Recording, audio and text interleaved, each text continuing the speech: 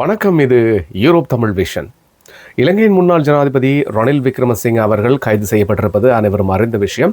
அந்த வகையில் முன்னாள் ஜனாதிபதி ரணில் விக்ரமசிங்க அவர்கள் உயர் இரத்த அழுத்தத்தினால் பாதிக்கப்பட்டிருப்பதால் அவர் சிறைச்சாலை வைத்தியசாலையிலிருந்து நேற்றைய தினம் கொழும்பு தேசிய வைத்தியசாலைக்கு மாற்றப்பட்டிருப்பதாக சொல்லப்படுகிறது.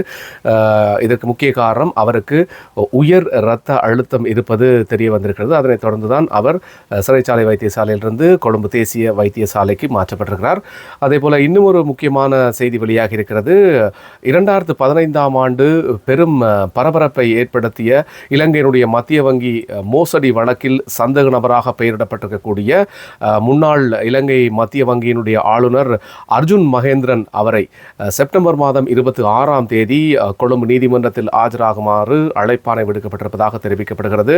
லஞ்ச ஊழல் விசாரணை ஆணைக்குழு முன்வந்து கோரிக்கையை விடுத்திருக்கிறார்கள். எனவேதான் கொழும்பு பிரதம நீதிவான் தனுஜா லக்மாலி நேற்றைய தினம் இந்த உத்தரவை பிறப்பித்திருக்கிறார். எனவே தற்பொழுது அர்ஜுன் மகேந்திரன் அவர்கள் சிங்கப்பூரிலே வாழ்ந்து வருவதாக தெரிவிக்கப்படுகிறது.